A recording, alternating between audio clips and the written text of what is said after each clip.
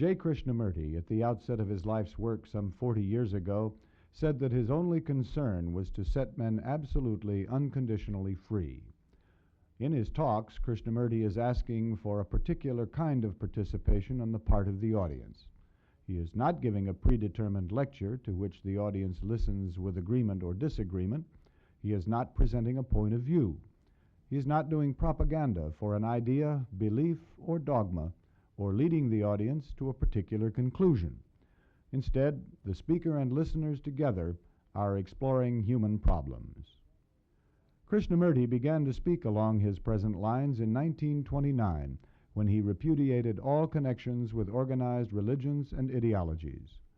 Since that time, Krishnamurti has continued to travel the world, speaking, discussing, and writing. He is the author of many books, among them The Awakening of Intelligence, The Urgency of Change, Freedom from the Known, and The Flight of the Eagle. This is the first in a series of 4 talks given at San Diego State University. I would like to talk about so many things, because wherever one goes, Europe, India, Australia, or America, one finds more or less the same human problems.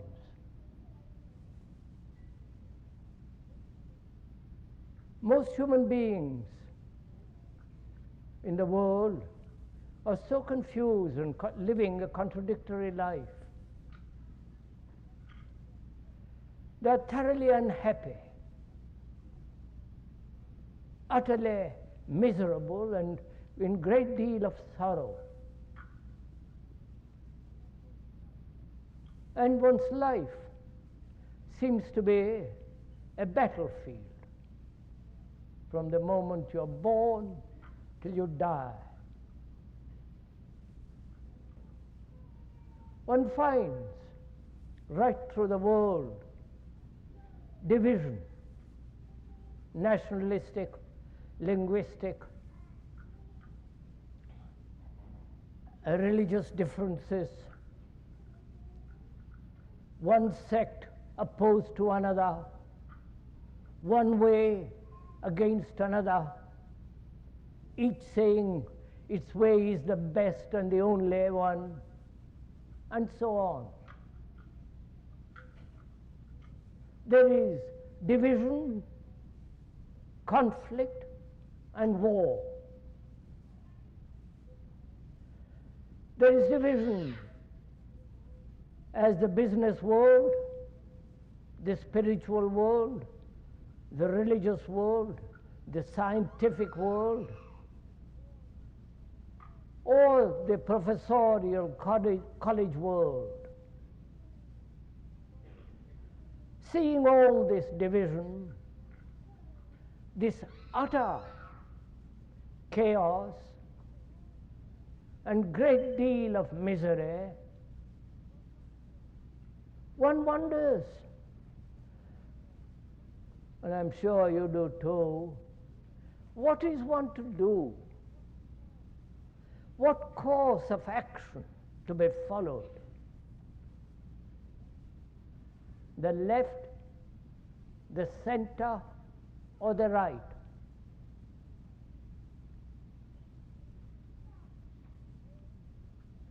Or is it a course of action dictated by some ideology, some belief, some authoritarian dictum, or must one follow a course of action that doesn't depend on any authority whatsoever, neither the left, the center, nor the right, or any guru, any teacher, any priest, or follow any organized religion, Catholic, Protestant, what you will, but follow one's own inclination, tendency, or follow one's own experience and knowledge. Self-reliant, confident, and purposeful.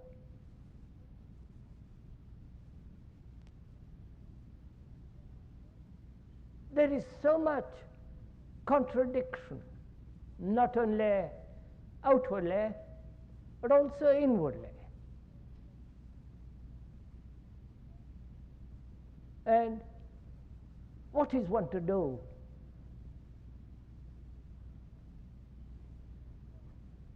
And I'm sure you must have asked this question many times.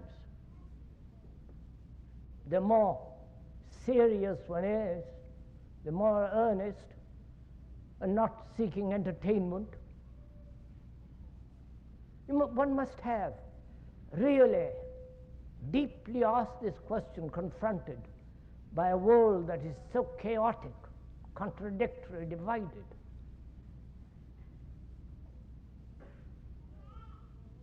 Knowing very well that one has lost faith, having no trust in anybody.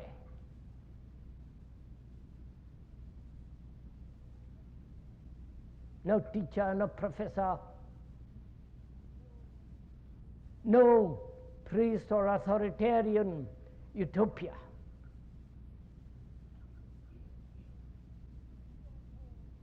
If you're at all serious, and I hope you are at least for this afternoon, you must have not only asked such a question of yourself, but also have found a responding answer to the challenge. What is one to do? Not having faith in another, not be dependent on some savior, some teacher, some authority, then where are you to look for light, for an understanding? What we are trying to do is to find out for ourselves, confronted with this extraordinary problem of living, with all its contradictions and complexities, what is the course of action which will not be contradictory, which will be whole, complete, which will not produce more agonies, more mischief, more confusion?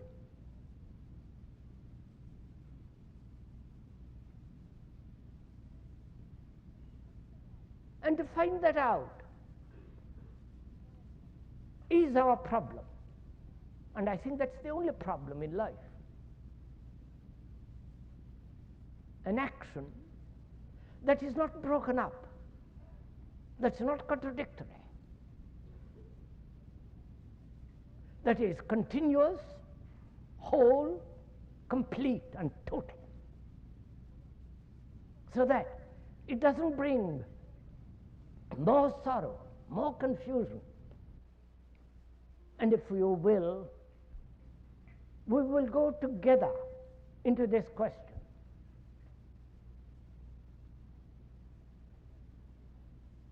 Bearing in mind that the speaker has no authority whatsoever.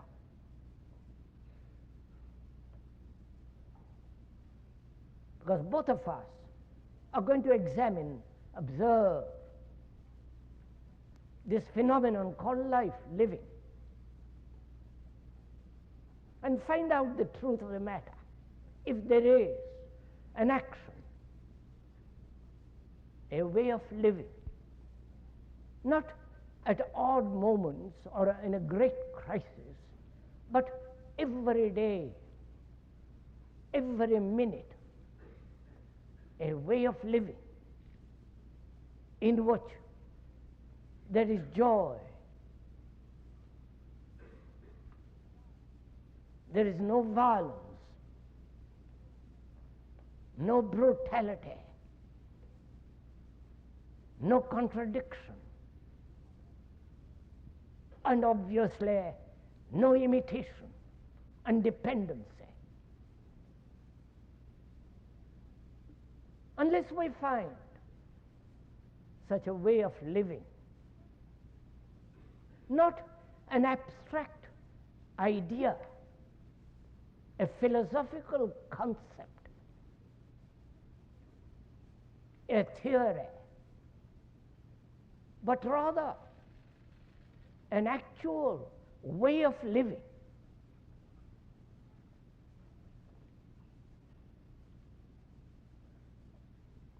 whether there can be an action so complete, so whole, so completely non-contradictory,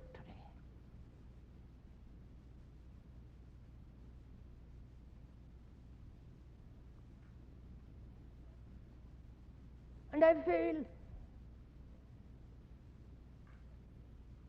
to live that way is the only religious way, none other.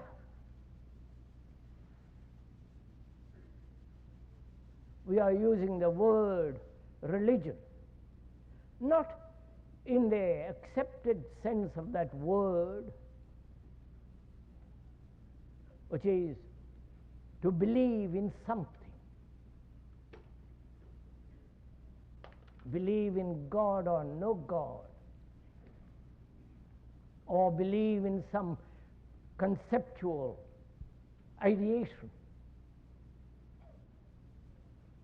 We are using that word, a way of life in which every action is whole, complete and full of ecstasy. Now we are going to go into that. First of all, to understand all this, we must establish a right relationship between us, between you and the speaker.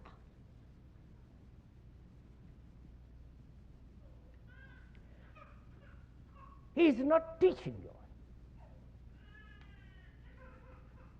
in the ordinary sense of that word, giving you what to, telling you what to do. The word teach is to give information, to make one understand, to point out, to inform.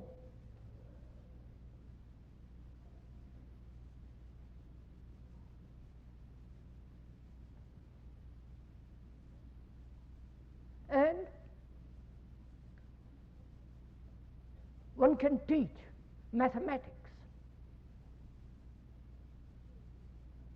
give you some scientific information. But here, there is no teacher. And we really mean it. Because each one of us has to be his own teacher and his own disciple.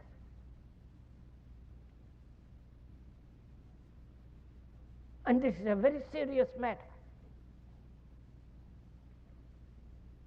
So that you are listening with quite a different attitude.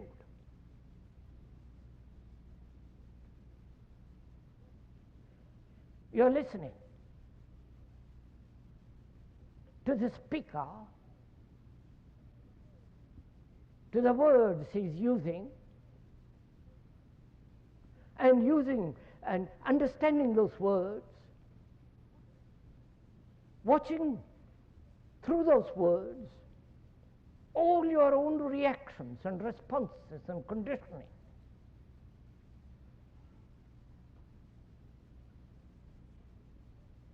So that you yourself, through your own observation, learn. So the speaker becomes a mirror in which you are observing yourself. So, our relationship between you and the speaker is of a basic communication. Communication being sharing together, understanding together, working together. That's what the word communication means, to commune. So, seeing all that, not as a theory, not something that is extraneous to you, but actually, that's your life.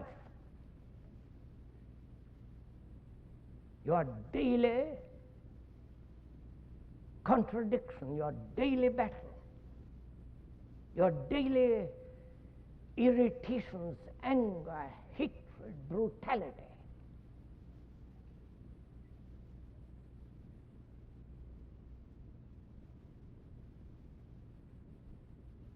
And to say, if all that can end,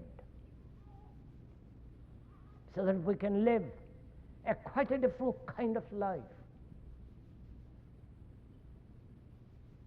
a life that is free,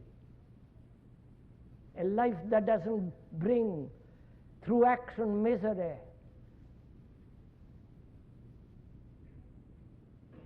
a life that is really, completely, totally peaceful.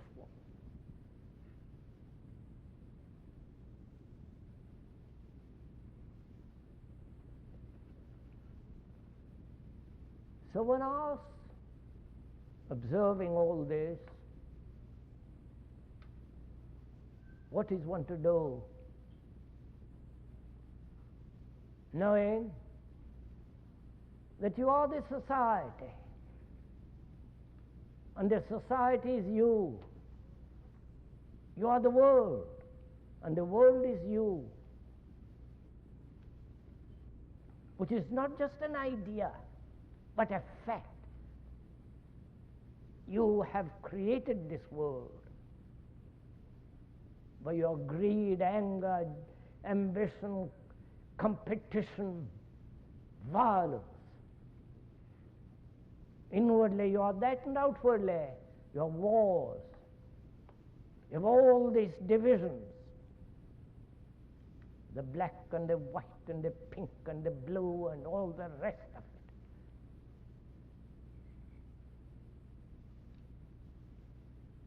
Prejudice,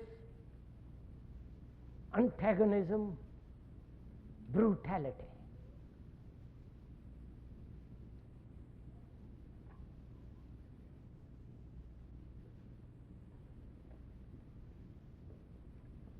We know this. Either you know it as an idea,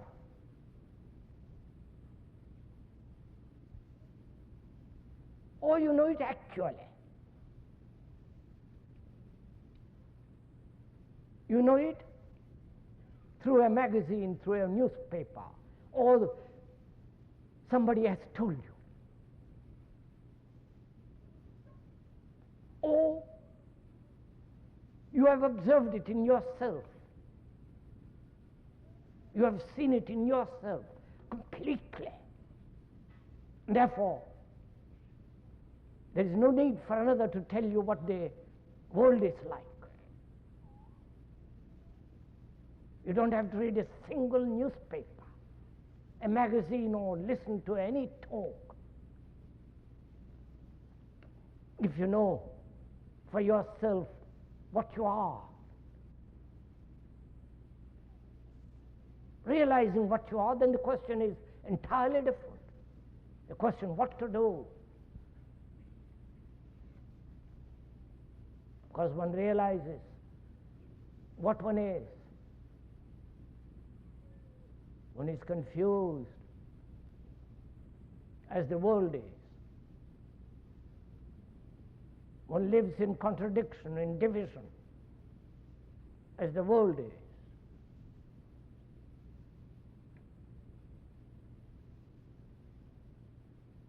And without understanding oneself, not only at the conscious level, but also very much deeply, very profoundly, unless there is this understanding, not according to some analyst, Freud, Jung, or your own particular pet analyst, but to understand yourself as you are. And in the understanding of that, the question of what you are to do becomes entirely different. Because now you are putting the question in relation to the world as though it was something outside of you.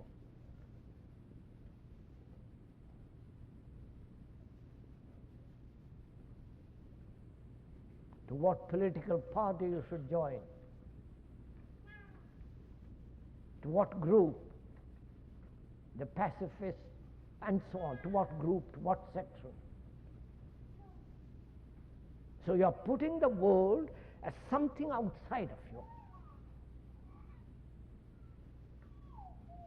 But when one realizes, not verbally, not as an idea, but actually, when one realizes that one is the world,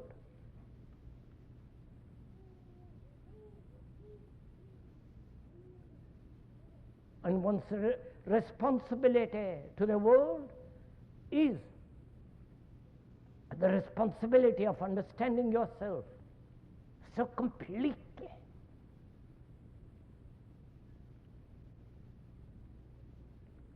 And then your question, what to do, has quite a different meaning.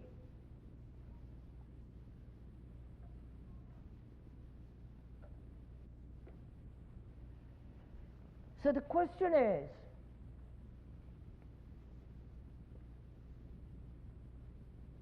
how to observe?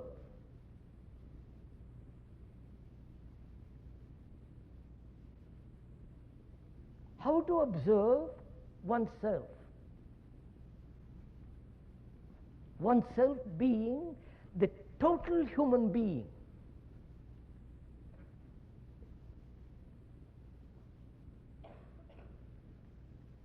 You are not an American,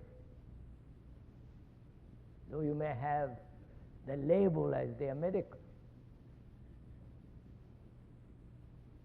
And a man coming from India may call himself an Indian with his particular label, with his particular superstitions and beliefs.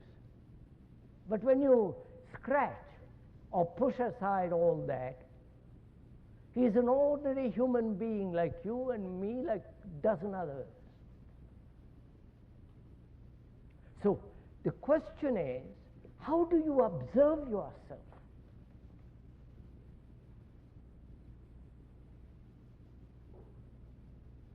Because without knowing yourself,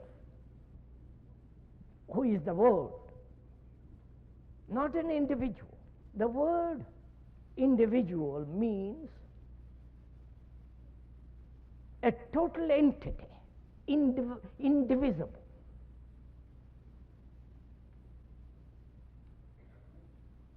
An individual means a human being in whom there is no contradiction, no division, no separation, is a total unit, harmonious unit.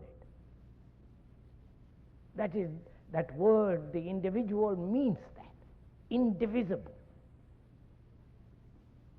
So you're not you're not individuals, you're all broken up, contradictory in yourself.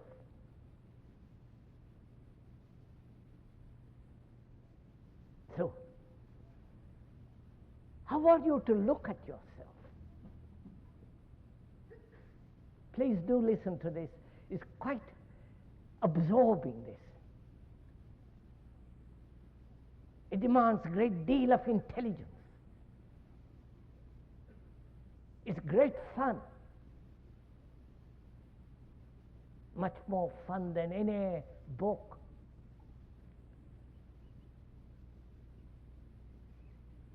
Than any religious entertainment. Than any philosophy. As we are broken up human beings in ourselves, contradictory desires,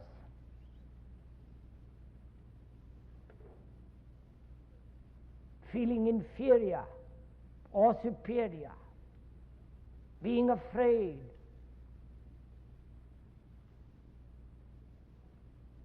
having no love, feeling lonely, fragmented, not only superficially but deeply. How are you to observe? One fragment, observe the rest of the fragments?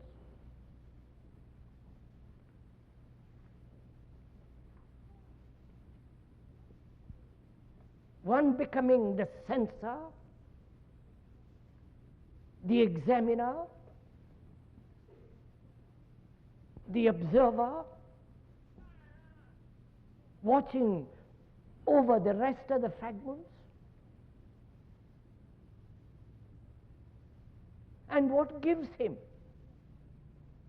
the authority over the other fragments?